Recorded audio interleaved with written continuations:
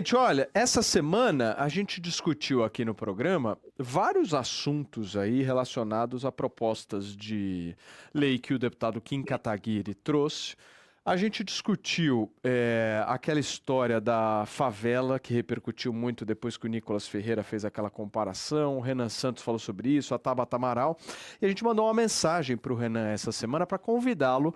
Ele que é presidente do futuro partido Missão, que vai agora ser oficializado, inclusive está com pré-candidato à presidência da República e aceitou o nosso convite para vir conversar, bater um papo aqui sobre vários e vários assuntos. Vamos falar sobre o Partido Missão, vamos falar sobre essa história toda da favela, vamos falar sobre as propostas do Kim Kataguiri e sobre tretas, não é, Regis Tadeu? Porque gostamos disso, não é, amigo? Você gosta disso. Ah, você não fomenta gosta. isso no programa. Você não gosta. Você acaba... Eu, claro que não. Eu não tô aqui para isso. Você faz o que aqui, então? Eu tô aqui para comentar a respeito de qualquer assunto. Ele não gosta de treta, ele só gosta de contrariar sempre, né? Pois é.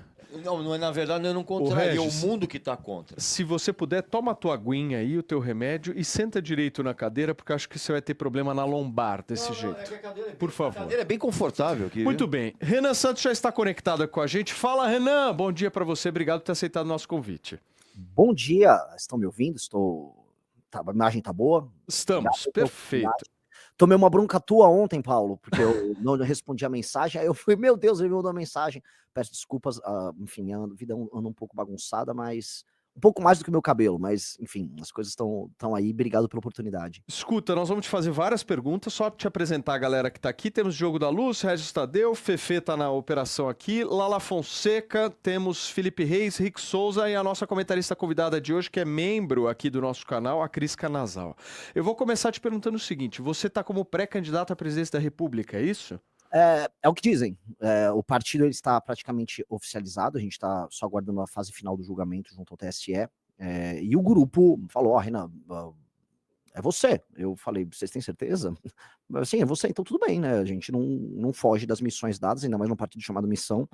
Mas dito isso, eu vou fazer o meu melhor e eu acho que a gente tem muito a contribuir para tornar o Brasil um país sério. Porque eu achei que seria o Danilo Gentili, não tava esse papo de que o Gentili poderia ser candidato, e eu acho que o natural seria o Gentili por Missão, né? Como é que tá isso?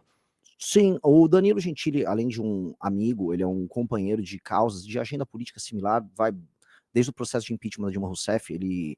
Eu conheci ele no ano de 2014 e ele sempre foi muito resoluto. A gente sabe muito bem que ele faz parte do que a gente pode chamar de campo da direita, e para mim é um corte não só cognitivo, mas um corte moral dentro do campo da direita, que é basicamente como foi a postura de cada um nesse campo diante do governo como do Bolsonaro. Ali a gente separou o joio do trigo, e o Danilo Gentili sofreu as consequências de se posicionar contrário vamos dizer, a atitude criminosa e corrupta do governo Bolsonaro, por muitas vezes ali no mandato dele, e eu falei, pô, esse cara é um cara muito decente. Eu falei, um dia, quando nós tivermos um partido político, você será convidado para representar as nossas ideias. E a questão do Danilo é que ele tem contrato com o SBT, e seria um nome natural, mas, enfim... Então, o Rick Souza, Renan, que faz parte aqui do nosso programa, é publisher do site TV Pop, que é um site que cobre toda a televisão brasileira.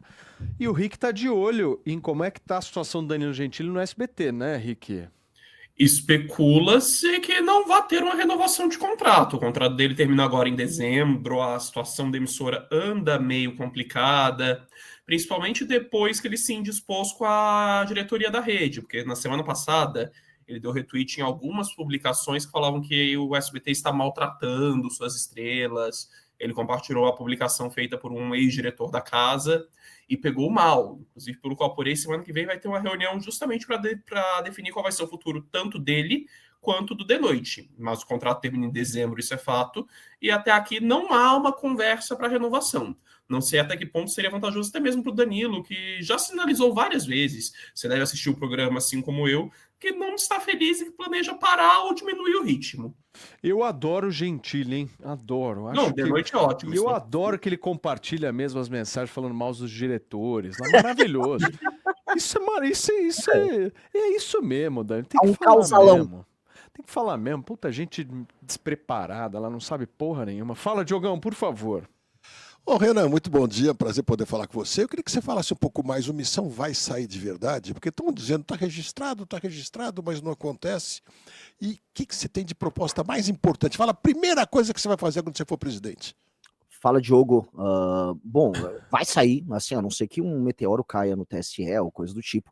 A gente cumpriu todos os requisitos formais necessários para a montagem de um partido, todos em prazo recorde, e saiu o parecer favorável da parte da Procuradoria-Geral Eleitoral, que é a versão eleitoral ali do Ministério Público, e está na mesa do ministro André Mendonça, e o ministro André Mendonça já se movimentou, então provavelmente devemos ver o partido indo a julgamento em 2 semanas ou 3 semanas no máximo. Então ele vai sair do papel, né? Assim, há uma previsão com cumprimento dos prazos, e isso está rolando. Então haverá, e eu posso dizer com certa tranquilidade que haverá o partido missão nas eleições de 2026. A principal agenda nossa, e a principal agenda que nós vamos discutindo hoje, é a agenda de combate ao crime organizado e retomada dos territórios brasileiros que estão sob ocupação ilegítima de facções e cartéis, a gente pode chamar do que quiser, e a desfavelização do Brasil. Isso, enfim, deu muito pano para manga nos últimos dias, e também a gente pode falar assim de uma correção de rota no orçamento público brasileiro, que vai indo para uma rota de colisão aí para 2007, 2028. Isso seriam, vamos dizer, 3 missões muito claras que um presidente deveria tomar e levar à frente no mandato. Ô, Regis, o que você tá bravo aí? O que é? Eu não tô entendendo. não tô bravo, assim, porque todo mundo já sabe a minha opinião a respeito de política. Você não gosta de ninguém, Não, né? não gosto de ninguém. Aí vem todo com esses mundo. papos, aí não tem opinião pra nada. Posso fazer uma pergunta pro Regis? Eu não tenho opinião pra todo nada, mundo, eu não gosto de ninguém. Ninguém tem projeto político, ninguém tem projeto de governo, todo mundo tem projeto de poder. E aí, quando eu vejo, por exemplo, esses partidos surgindo do nada, esses micropartidos, eu não acredito em absolutamente nada. Esses micropartidos, na verdade, surgem justamente para se poder fazer barganha lá na frente. Quando o rapaz aí fala de desfavelização, já está na cara que não sabe absolutamente nada, que a desfavelização é uma coisa que não é você estalar o dedo e fica todo mundo bonito. Então, assim, absolutamente não acredito em nada. Tudo bem, mas surge. qual é a pergunta? Já entendi que você não acredita em não, nada. Regis, que você acha que política é tipo Coldplay. Vamos. Não. A política é muito pior do que Coldplay, cara. Muito pior. Porque o Coldplay é inofensivo. Deixa ele falar, tem peraí. que ter uma comunicação, Cacatu, porque senão aí é só você falando, Reré. Regis, sendo claro, você acha que não é possível desfavelizar um país como o Brasil? Ou você não acha é que não tem possível. nada sobre o assunto? Não é possível, e o senhor, lamentavelmente, não sabe nada. Então vamos lá, vamos começar. Você acha que não é possível por causa... Não houve experiências de desfavelização em outros lugares? Ou você acha que o Brasil não consegue desfavelizar? O Brasil não consegue desfavelizar porque simplesmente não há a menor vontade política para isso. Tá? Tudo isso é um discurso que é feito da boca para fora. Não, vamos lá. Simplesmente. Primeiro que é uma visão muito negativa sobre o Brasil, porque o Brasil já conseguiu alcançar outras vitórias em termos políticos, econômicos e sociais por muitas outras vezes na história dele. Então, sim, é possível, e outras nações, inclusive mais pobres que o Brasil, conseguem, vamos dizer, efetivar ações, e eu estou falando de ações corruptas. Ninguém vai falar aqui que a Colômbia é um país que tem uma classe política superior à nossa. E a Colômbia, Medellín, conseguiu fazer um processo de desfavelização. Inúmeros países que se tornaram depois dos tigres asiáticos conseguiram também. Você tem processo de desfavelização e urbanização, vamos dizer, minimamente regrada acontecendo em países africanos, da África subsaariana, e você não vai me falar que são países que têm uma classe política melhor do que a nossa. Então, no mínimo igual, vamos botar assim. Então, assim, é uma questão de vontade política, e sim, é possível. Até porque o Brasil não é um país pior do que esses. Então, eu acho que isso é uma visão muito negativa, meio niilista. Ô, Renan... Mas pera, deixa eu terminar só raciocínio. Há como resolver essa questão.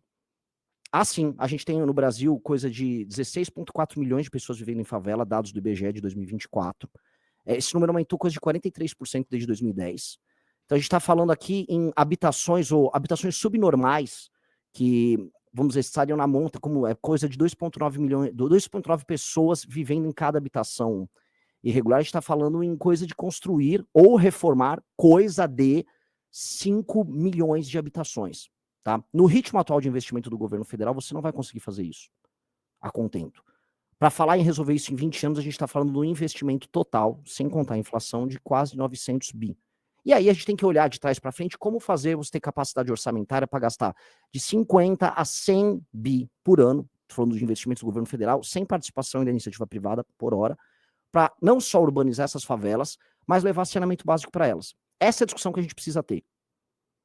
Essa é a discussão, Regis. Então, sim, dá para fazer, outros lugares fizeram, outros países mais pobres já fizeram, e a discussão que a gente quer ter, e a fundação do nosso partido, que é o Partido Missão, envolve isso, é sobre como levar isso a contento. Eu considero esse o maior problema social do Brasil, porque resolver ele é um eixo estruturante para resolver todos os outros. Você resolve problemas ligados à educação, você resolve problemas ligados à saúde, você resolve problemas ligados ao saneamento básico, Sim. especialmente a segurança pública.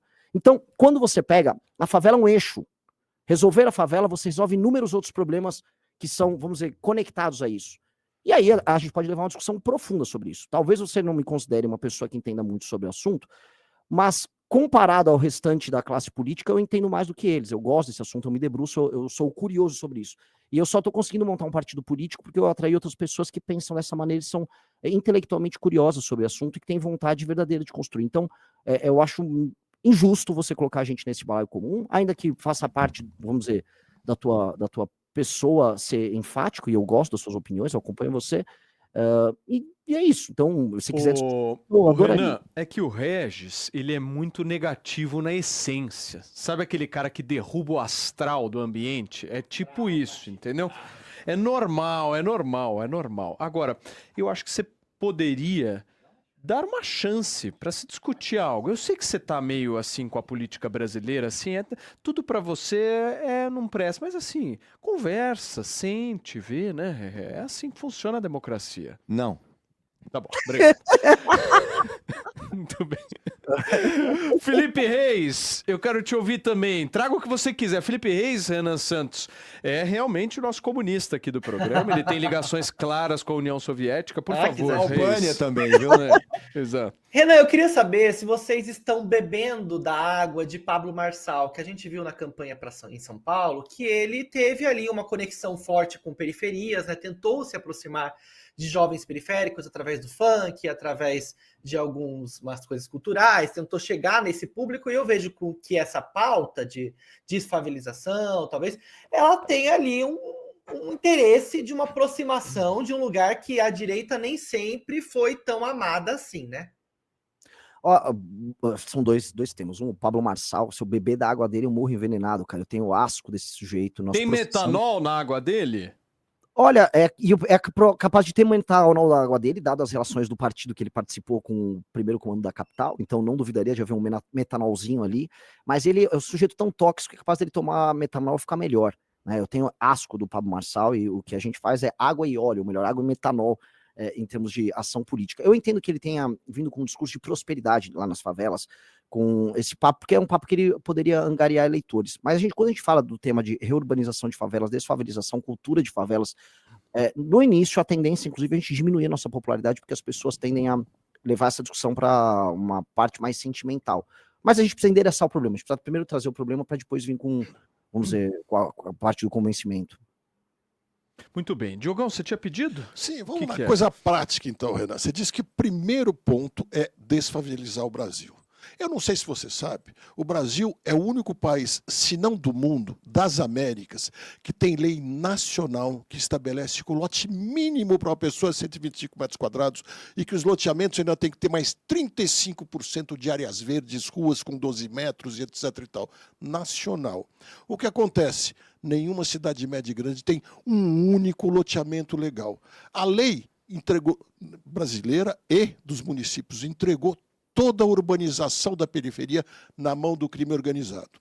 O seu partido, ou melhor, o MBL, já tem deputados federal, estadual e vereadores. Aí eu pergunto, em termos práticos, o que vocês já determinaram a eles que fizessem para resolver essa questão de entregar a moradia popular na mão do crime organizado? Vamos lá. Primeira coisa, a gente tem que entender que o processo histórico que gerou as favelas ele é anterior à formação dos principais cartéis do crime organizado. Eu concordo com você com esse processo legiferante exagerado que a gente tem por parte do Estado brasileiro, que faz com que quase todo mundo esteja quase sempre na ilegalidade, mesmo quem tenha, por exemplo, um título de propriedade correto e uma propriedade construída com área autorizada, né, pela prefeitura e pela fiscalização. Mesmo um cara que é comerciante, para se adequar a todas as regras, ele sofre pra caramba. Quando a gente pega, então, voltando no tempo, a gente tem um processo acelerado de favelização que acontece no processo de êxodo rural, que a gente teve especialmente nos anos 60, 70 e 80, em que São Paulo, Rio de Janeiro, mas praticamente todas as capitais do Brasil começaram a se favelizar.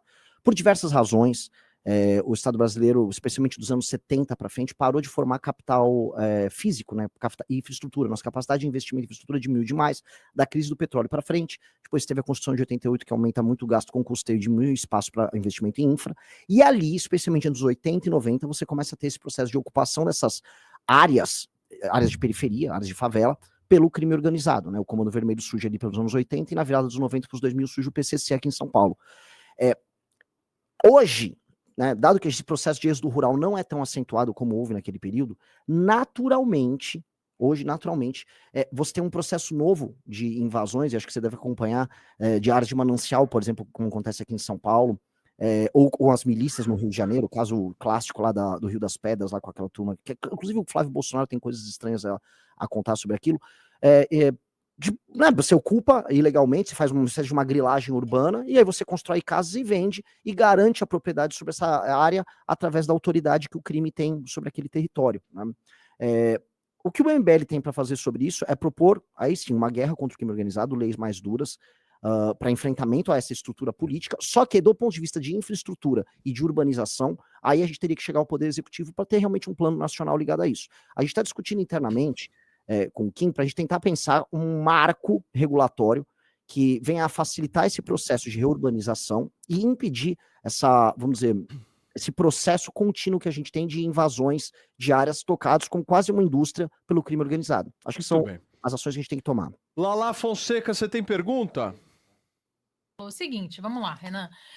Eu vejo um pouco diferente, né? O problema eu não acho que seja necessariamente a favelização, mas em si a polícia que não consegue controlar o crime que acontece ali dentro, não consegue nem entrar dentro da favela, né? Quem acaba controlando muito mais é o crime organizado e todas as situações ali dentro. Eu vi uma entrevista sua no Danilo Gentili, que boa parte do território brasileiro é tomada pela facção criminosa, né? E aí, quando a gente traz isso para a organização, em termos do que a gente pode fazer, eu começo a pensar, por exemplo, a delegada Raquel Galinatti, né, secretária de Segurança Pública de Santos, ela saiu do cargo porque ela estava tentando nesse combate em relação à organização criminosa.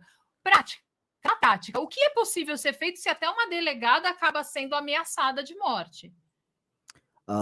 Só comentar sobre essa questão do crime, essa questão da ocupação territorial.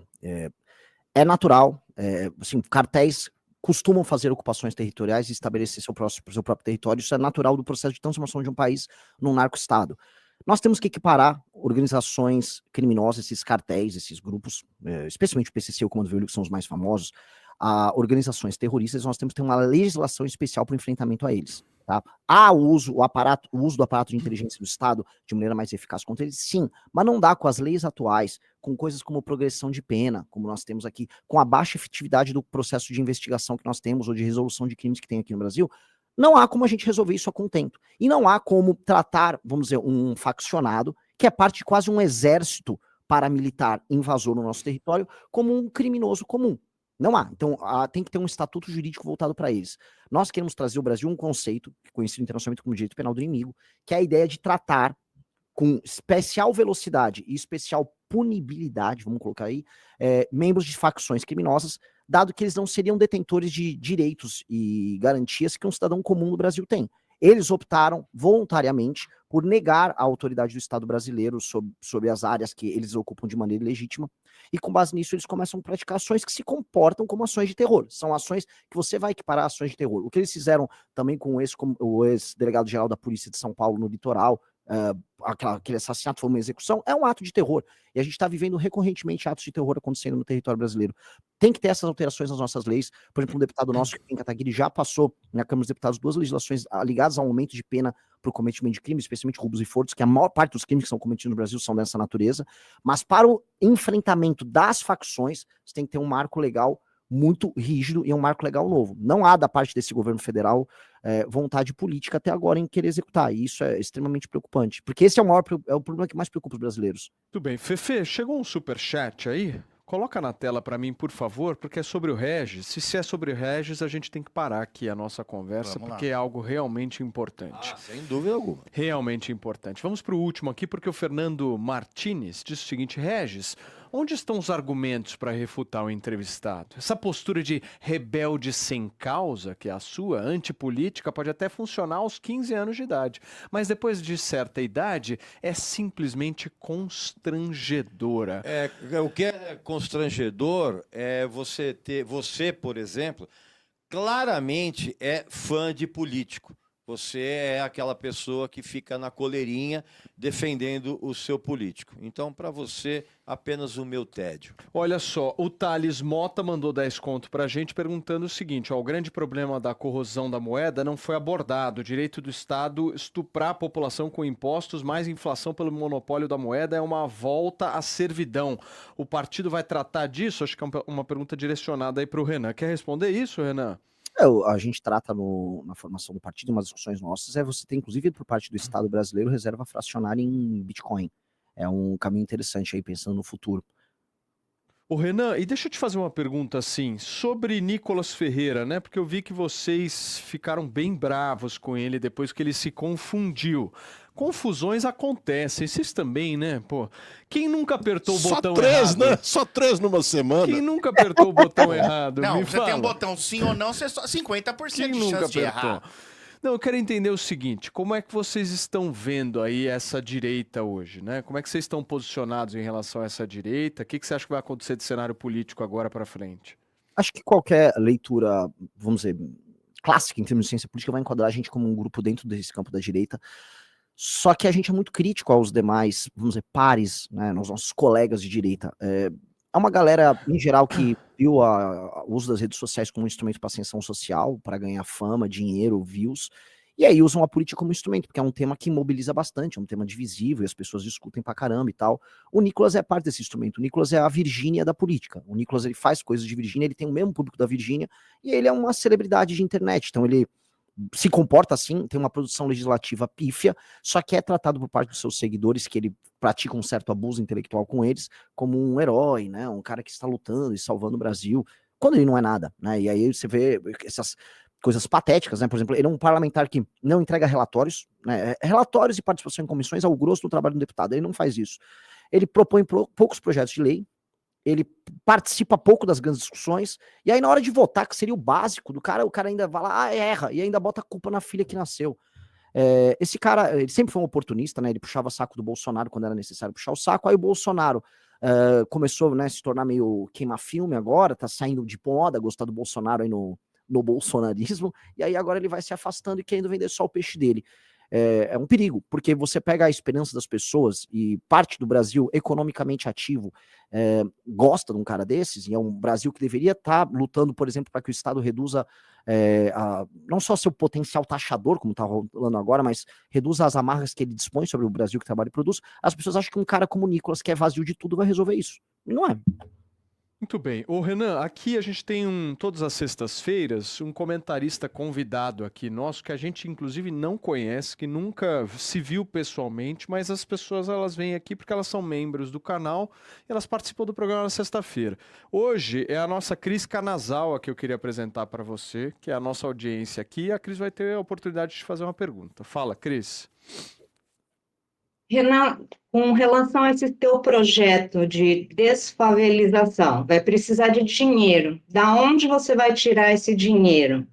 E uma outra pergunta, assim, sobre esses super salários dos políticos em geral, do poder judiciário, etc. e tal. O que você acha, né? E eu, como parte da população, eu me sinto, assim, indignada com tudo isso, né? Com tantos ganhos e a gente aqui... Como que você vive com um salário mínimo? Eu sou aposentada e eu tenho vergonha de falar disso. Como é que eu sobrevivo com a minha aposentadoria? As duas perguntas são muito boas e muito pertinentes. Vou começar pela primeira, que é de onde tirar o dinheiro para isso. Hoje, qualquer um que diga que, não, tem um dinheiro, tá lá, é só fazer, vai estar mentindo. Não há, e na verdade, a partir de 2027, é esperado que os gastos vamos dizer, primários, né, o gasto que a gente vai ter, vamos dizer, com as contas todas do governo, eles vão superar a capacidade arrecadatória nossa, logo o governo tem que pegar dinheiro emprestado ou emitir título para conseguir sequer pagar as próprias contas. Então é esperado um colapso das contas públicas se nada for feito. A gente quer endereçar esse problema para não só pagar as contas públicas, mas sobrar dinheiro para investir. O Brasil é um país que não tem dinheiro para investir em nada. É por isso que estrada está sempre velha, escola está quebrada, as pontes estão caindo. A falta de capacidade de investimento é um dos grandes problemas do Brasil. E não é o que acontece em países como a China. Países de terceiro mundo conseguem resolver isso. O Vietnã está resolvendo. Então a gente tem que mudar vamos dizer, todo o sistema de incentivos do Estado brasileiro, mas resolver privilégios. Então as perguntas vão se amarrar. Os privilégios que existem no alto funcionalismo, a gente consegue arrumar 30, 40, 50 bilhões em termos de orçamento. A gente tem grandes privilégios ligados, por exemplo, a renúncias fiscais de empresas das mais diversas. Isso dá coisa de centenas de bilhões de reais. Só a Zona Franca de Manaus por ano é coisa de 40, 50 bi. Também é coisa de 40, 50 bilhões as emendas parlamentares que ficam rodando no Congresso. Quando você vai acumulando todas essas coisas, você vai vendo que assim, é muito dinheiro gasto com absurdo. Né? Aposentadorias de militares altíssimas que a gente tem no Brasil e que ninguém tem coragem de mexer, né? Que vai precisar ser endereçado também. Aí a gente começa a falar outras coisas que subiram. O BPC, que é ligado, em certa medida, à assistência social, o BPC vem aumentando demais porque ele está sendo vinculado ao salário mínimo. Você não pode pegar em algo que não é produtivo, você dá os aumentos tal qual você dá para o salário mínimo, que é uma atividade produtiva. Esse tipo de coisa vai precisar ser desvinculado também, e aí você começa a arrumar espaço orçamentário para fazer o que precisa. A gente acha que você tem que gastar pelo menos, né, dado que para a gente o foco do presidente da República teria que ser em atender a esse tema central, que é o das questões das favelas, que é um tema, como eu falei, um eixo estruturante. No mínimo 70, 80 bi por ano a gente tem que arrumar para isso. E financiamento direto para isso.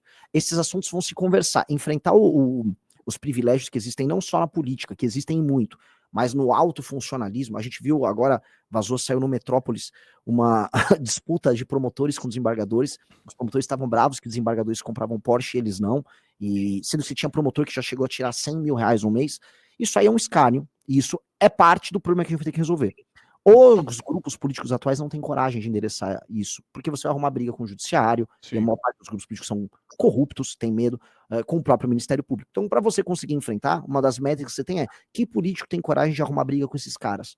Nós temos, nós vamos arrumar briga com eles, já arrumamos briga com eles, né, e faz parte desse processo. E a gente precisa de um apoio das pessoas para isso, não dá para ter uma postura niilista ou cética, como o nosso colega Regis, que eu até entendo, diante do cenário deles ele fica desse jeito, mas a gente só vai conseguir enfrentar essa máquina de privilégio se a gente ir pra cima e cutucar os caras. Ô Renan, pra gente fechar com chave de ouro, o que você acha do Regis, hein?